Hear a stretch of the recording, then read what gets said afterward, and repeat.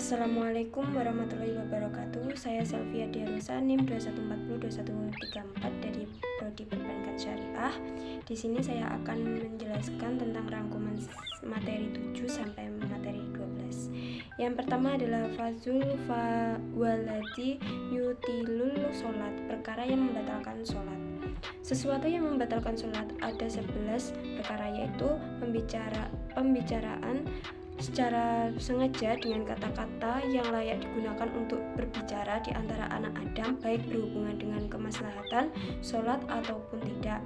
Kedua, gerakannya yang banyak dan terus-menerus seperti 3 jangkahan dengan sengaja ataupun lupa. Ketiga dan keempat, hadas kecil dan besar dan terkena najis yang tidak dimasfu. Selanjutnya adalah yang kelima, terbentuknya aurat dengan sengaja jika tiupan angin membuka auratnya. Keenam, merubah niat seperti keluar dari sholat. Yang ketujuh, membelakangi atau berpaling dari kiblat. Yang 8 dan 9, makan dan minum, baik makan dan minum itu banyak ataupun sedikit. Selanjutnya yang 10, tertawa, sebagaimana ulama mengungkapkan dengan bahasa dahki, tertawa berhak-hak. 11, murtad. Berbicara secara sengaja dengan kata-kata yang layak digunakan untuk berbicara di antara anak Adam, baik berhubungan dengan kemaslahatan sholat ataupun tidak. Yang kedua, gerakan yang banyak dan terus-menerus, gerakan yang banyak dan terus-menerus seperti 3 jangkahan. Yang ketiga, hadas kecil dan besar hal yang membatalkan sholat berhadas, baik hadas besar maupun hadas kecil. Yang keempat, terkena najis yang tidak dimasfu. Seandainya pakaiannya kejatuhan najis yang kering, kemudian ia langsung mengibaskan pakaiannya seketika, maka sholatnya tidak batal. Yang kelima, terbentuknya aurat dengan sengaja jika tiupan angin membuka auratnya, kemudian ia langsung menentukan kembali seketika, maka sholatnya tidak sebatal. Yang keenam, berubah niat. Sejatinya sholat merupakan sebuah ibadah yang berisikan doa dari seorang hamba kepada Allah Subhanahu wa Ta'ala.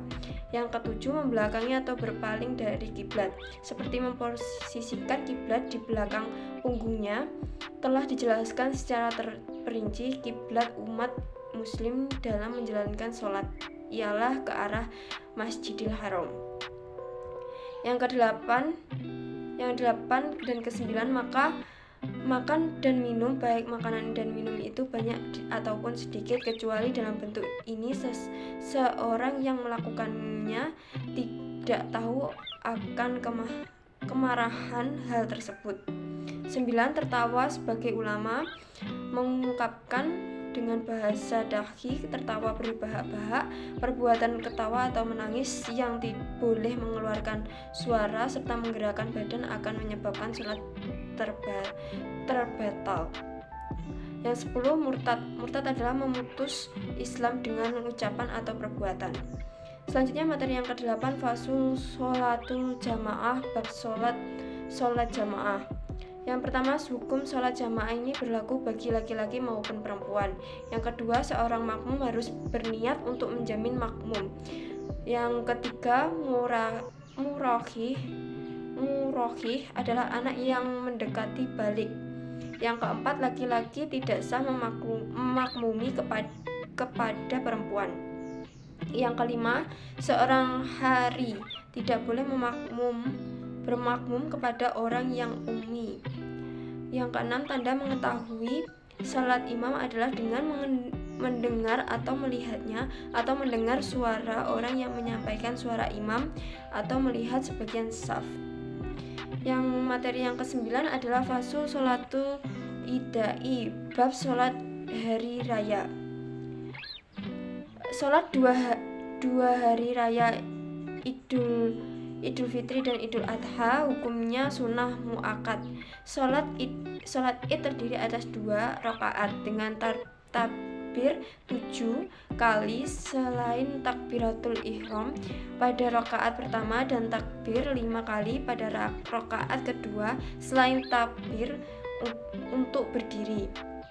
Setelah selesai sholat wajib adanya 2 khutbah. Khutbah pertama takbir 9 kali dan khutbah kedua takbir 7 kali. Sunnah membaca takbir sejak terbenamnya matahari pada malam hari raya sampai imam masuk ke masjid untuk sholat. Sedangkan dalam Idul Adha hendaknya membaca takbir setelah sholat fardu sejak paginya hari Rafa'ah sampai ashar yang asharnya hari Tasyrik tanggal 11, 12, 13 Dzulhijjah. Selanjutnya penjelasan tentang keterangan. Yang pertama pengertian Id Idul Fitri dan Idul Adha. Yang pertama adalah kata Id adalah bahasa Arab, punya beberapa makna. Salah satunya bermakna arjuju yaitu kembali, dan juga bermakna al-muawadah yang artinya berulang. Dari penjelasan tersebut dapat ditarik kesimpulan bahwa Id adalah sesuatu yang berkaitan yang berkembalinya atau sesuatu yang terjadi berulang-ulang lagi. Hal ini dijelaskan di dalam Al-Quran surah Al-Maidah ayat 114. Yang kedua, Id al-Fitr, hari raya Idul Fitri. Secara bahasa pada kata fit berbeda makna cukup jauh dengan kata fitrah. Meski keduanya sama-sama istilah yang dipakai dalam agama Islam, kata fit secara bahasa bermakna makan. Pembentukan kata dasar ini bisa menjadi makan pagi yaitu fajr, dan juga bermakna berbuka puasa yaitu iftar. Dan hari raya umat Islam disebut dengan Id al-Fitr yang secara harfiah bermakna dari raya untuk makan. Yang ke-C, Id al-Adha, hari raya Idul Adha. Makna kata Adha secara bahasa tidak lain adalah waktu duha, yaitu ketika matahari meninggi. Disebutkan bahwa waktu duha adalah ketika matahari berada pada posisi 1/4 dari siang. Namun secara istilah Adha diartikan dengan kambing atau hewan yang disembelih pada hari itu. Yang kedua, pengertian sholat Idain. Sholat Idain merupakan penamaan untuk sholat sunnah 2 rakaat yang dilaksanakan oleh umat Islam ketika menyambut hari raya Islam. Sholat Idai terdiri dari 2 jenis yang dilaksanakan oleh umat muslim berdasarkan 2 waktu yang berbeda, yaitu pada hari raya Idul Fitri serta hari raya Idul Adha. Yang ketiga, hukum sholat Id.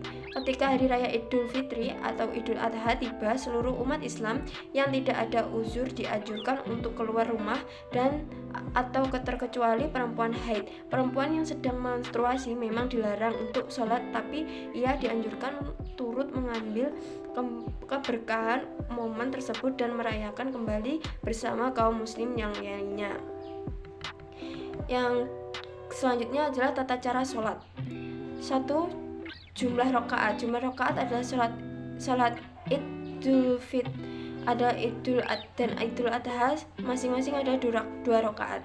Yang kedua, takbir 7 kali dan 5 kali. Dalam pelaksanaan sholat Id disunahkan untuk melaksanakan takbir 7 kali di rakaat pertama dan 5 kali di rakaat yang kedua. Menurut Imam Abu Hanifah dan Imam Asy-Syafi'i menyunahkan untuk membaca dzikir di antara takbir itu dengan lafaz yang tidak tertentu. Yang ketiga, tidak ada salat sunnah. Di dalam salat Id tidak disyaratkan syaratnya salat sunnah baik sebelum atau sesudahnya. Yang keempat, tanpa azan dan iqomah. Dalam pelaksanaan sholat Id tidak disyariatkan dikumandangkannya azan, iqomah maupun bentuk panggilan-panggilan yang lainnya. Yang kelima, dilanjutkan dengan khutbah. Selanjutnya, hukum khutbah. Menyampaikan khutbah Idul Fitri bersifat sunnah, sebagaimana bahwa Idul Fitri itu sendiri. Hal tersebut menurut pandangan mazhab Asy-Syafi'i, salat dan khutbah Idul Fitri adalah terpisah yang tidak mensyaratkan satu sama lain. Maka salat Idul Fitri tidak batal ketika khutbahnya tidak dilaksanakan. Perkara yang disunahkan: mandi, yang kedua berparfum, yang ketiga berpakaian baik. Yang keempat, makan atau puasa sebelum sholat. Yang kelima, bertakbir. Yang keenam, beda jalan pergi dan pulang. Selanjutnya adalah materi yang ke-10 adalah faslul sholat khauf, sholat dalam kondisi genting atau ketakutan sebelum kitabus zakat, bab zakat. Sholat khauf ada 3 macam. Pertama, adanya musuh bukan di arah kiblat. Dalam hal ini imam memisah makmum ke dalam 2 kelompok. Kelompok pertama berdiri menghadap musuh, sedangkan kelompok kedua di belakangnya. Kedua musuh berada di arah kiblat. Imam membariskan makmum pada 2 baris yang melakukan takbiratul ihram dengan semuanya. Ketiga, situasi dalam keadaan sangat menakutkan dan perang sedang berkecamuk. Selanjutnya, sholat khauf atau sholat pada keadaan genting atau pada keadaan takut adalah salat yang dilakukan oleh sekelompok kaum muslim manakala dalam keadaan genting atau terjadi rasa takut dan biasanya terjadi pada saat perang. Bertemunya antara pasukan kaum muslimin dengan pasukan musuh dan juga dikhawatirkan serangan dari musuh. Jadi bukan disebabkan sembarangan rasa takut. Selanjutnya adapun syarat mengerjakan salat khauf, yaitu dalam peperangan yang mubah. Salat khauf dapat ditegaskan jika terjadi di medan perang yang diwajibkan atau dibolehkan oleh syariat. Yang kedua, meyakini adanya musuh. Ketika sekelompok orang melihat banyaknya hitam lalu mengira itu adalah musuh dan mereka melakukan salat khauf. Zakat itu wajib dalam 5 perkara, yaitu binatang, harga, tanaman, buah, harta, dagang. Adapun binatang wajib dizakati dalam 3 jenis, antara lain unta, sapi, kambing. Syarat wajibnya ada 6 perkara, yaitu Islam, merdeka, memiliki yang sempurna, mencapai nishab, jumlah minimum halukul setelah tahun. Adapun zakat barang berharga dan 2 perkara, yaitu emas dan perak. Zakat artinya bagian tertentu dari harta yang wajib dikeluarkan oleh setiap muslim apabila telah mencapai syarat yang ditetapkan. Dalam Al-Quran surat At-Taubah pada ayat 60, ayat 71, dan ayat 103 ada 8 golongan yang berhak menerima zakat, antara lain orang kafir, orang miskin, amil atau orang yang mengelola zakat, mualaf, hamba sahaya, orang yang berutang, sabilillah atau orang yang berjuang di jalan Allah. Yang selanjutnya ibnu sabih atau sedang melakukan perjalanan. Syarat yang dikenakannya zakat atas harta diantaranya harta tersebut merupakan barang halal yang diperoleh dengan cara yang halal. Harta tersebut memiliki penuh oleh pemiliknya. Harta tersebut merupakan harta yang dapat berkembang. Harta tersebut mencapai nisab sesuai jenis hartanya. Harta tersebut melewati haul dan pemilik harta tidak memiliki hutang jangka pendek yang harus dilunasi. Zakat terbagi menjadi 2, yakni zakat mal dan zakat harta, dan kemudian zakat fitrah. Macam-macam zakat mal atau zakat adalah zakat yang dikenakan atas segala jenis harta yang secara zat maupun substansi perolehannya tidak bertentangan dengan ketentuan agama. Zakat fitrah adalah zakat yang wajib dikeluarkan umat Islam, baik laki-laki, perempuan, besar atau kecil, merdeka atau budak, tua dan muda, pada awal bulan Ramadan sampai menjelang Idul Fitri. Materi yang selanjutnya adalah materi yang ke-11, kitabul zakat, bab zakat sebelum faslun wa nishobu zahab nis'ob ya zakat emas. Zakat adalah rukun Islam yang ketiga yang diwajibkan di Madinah pada bulan Syawal tahun kedua Hijriyah setelah diwajibkannya puasa Ramadan dan zakat fitrah. Oleh sebab itu, hukum zakat adalah wajib fardu atas setiap muslim yang telah memenuhi syarat-syarat tertentu. Zakat tersebut dalam kategori ibadah seperti salat, haji, dan puasa yang telah diatur secara rinci dan paten terhadap Al-Quran dan As-Sunnah, sekalipun merupakan amal sosial kemasyarakatan dan kemanusiaan yang dapat berkembang sesuai dengan perkembangan umat manusia.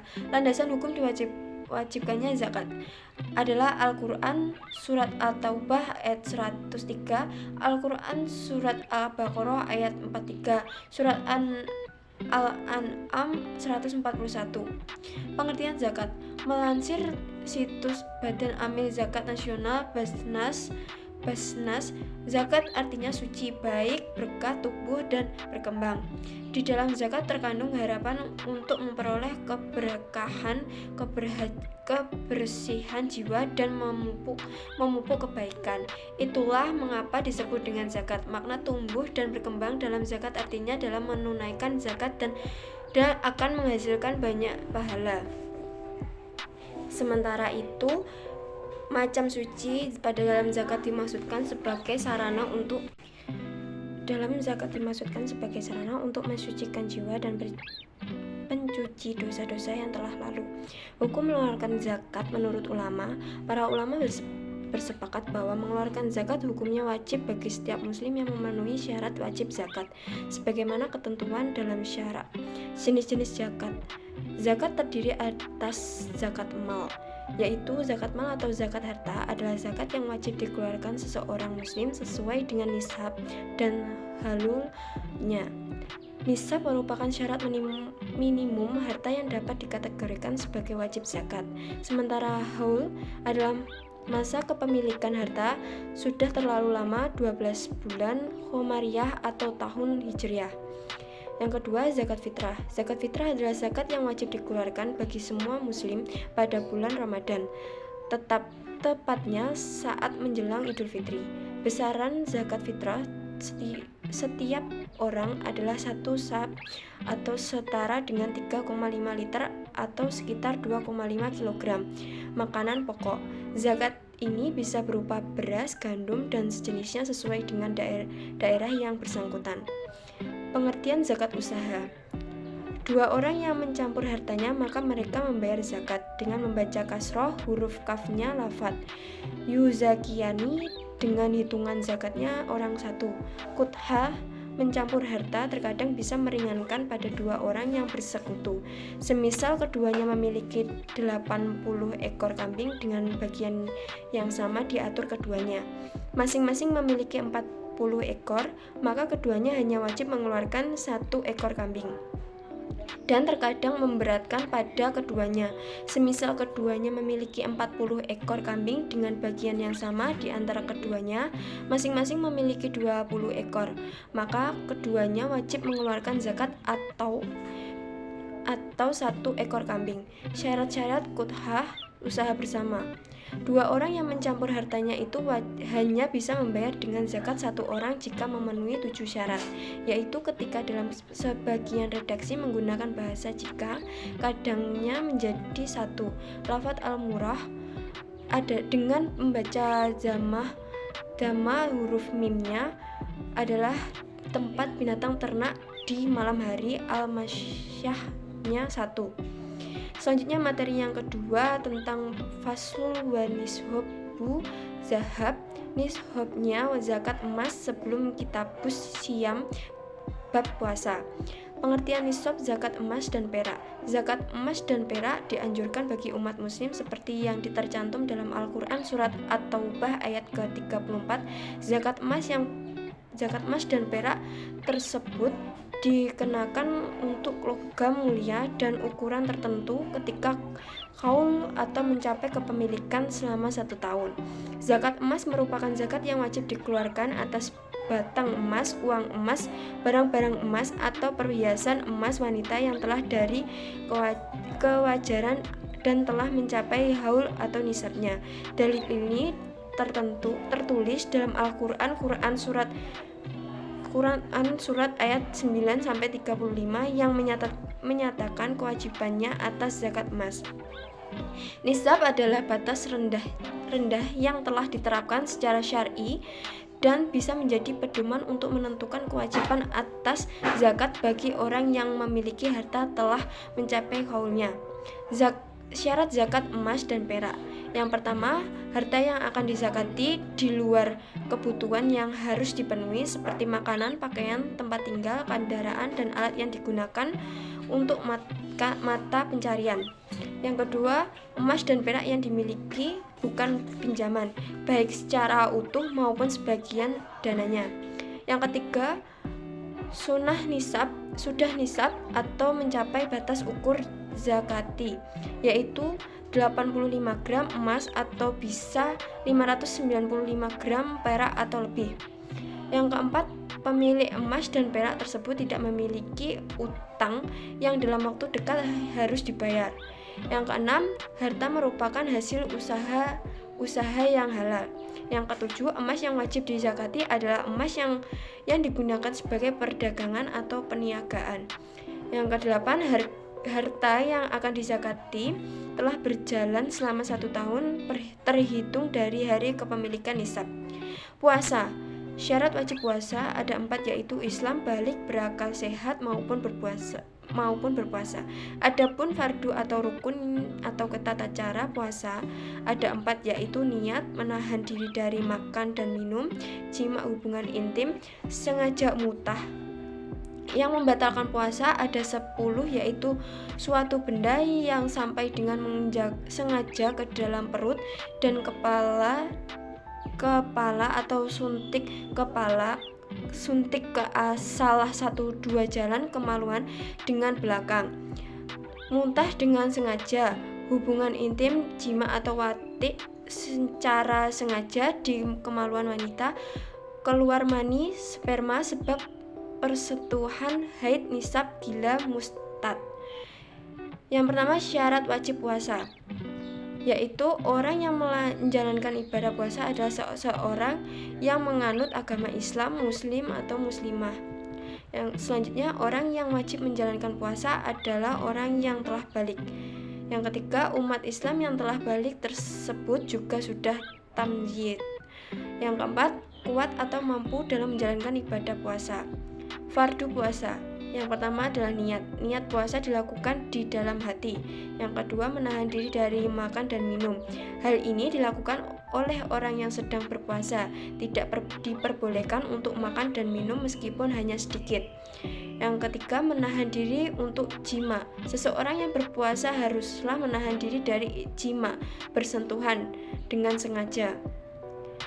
Yang keempat, menahan dari muntah. Jika seseorang muntah karena terpaksa atau tidak atau unsur kesengajaan, maka puasanya akan tetap sah atau tidak batal. Hal-hal yang membatalkan puasa. Yang pertama, masuknya sesuatu ke dalam tubuh secara sengaja. Yang kedua, berobat dengan cara memasukkan obat atau benda melalui hubul. Yang ketiga, muntah dengan sengaja. Yang keempat, melakukan hubungan suami istri. Yang kelima, keluar air mani. Yang keenam, haid atau nifas. Yang ketujuh, mengalami gangguan jiwa. Yang kedelapan, murtad atau keluar dari agama Islam. Hal-hal yang disunahkan saat puasa. Yang pertama, makan sahur. Yang kedua, menyegerakan berbuka sebelum sholat maghrib. Yang ketiga, menahan lisan dari perkara-perkara yang tidak berguna. Menghadap puasa untuk orang yang meninggal dunia. Ulama bersepakat bahwa tulang puasa orang yang telah meninggal harus diqodho atau dibayar. Tetapi ulama berbeda pendapat perihal tata cara pembayaran atau qodho hutang puasa orang yang telah meninggal dunia. Sebagian ulama mengatakan bahwa hutang puasa orang yang telah meninggal dunia dapat dibayar dengan fidyah atau sedekah makanan pokok sebanyak 1 mud 1 mut atau bobot sebesar 675 gram atau 6,75 ons beras. Puasa bagi wanita hamil dan menyusui. Ibu hamil atau menyusui dalam kondisi uzur syar'i sehingga diperbolehkan tidak berpuasa. Uzur syar'i merupakan halangan sesuai dengan kaidah syariat Islam yang menyebabkan seorang mukallaf boleh tidak melakukan kewajiban atau boleh menggantikan kewajiban tersebut di kemudian hari. Cara membayar hutang puasa yaitu hanya membayar qadha atau hutang puasa. Yang kedua, membayar qadha dan bayar fidyah. Puasa bagi orang sakit dan musafir. Ketika sakit melanda seseorang di siang hari dan dia sedang berpuasa, kemudian dia mendapati dirinya kesulitan untuk menyempurnakan puasanya, maka boleh baginya membatalkan puasanya kapanpun waktunya dikarenakan adanya uzur menurut syariat yang membolehkan untuknya tidak berpuasa. Puasa yang diharamkan. Yang pertama, puasa saat Idul Fitri. Yang kedua, puasa saat Idul Adha, puasa hari Tasyrik. Yang keempat, puasa hari Syak. Itulah materi yang dapat saya sampaikan. Kurang lebihnya mohon maaf. Wassalamualaikum warahmatullahi wabarakatuh.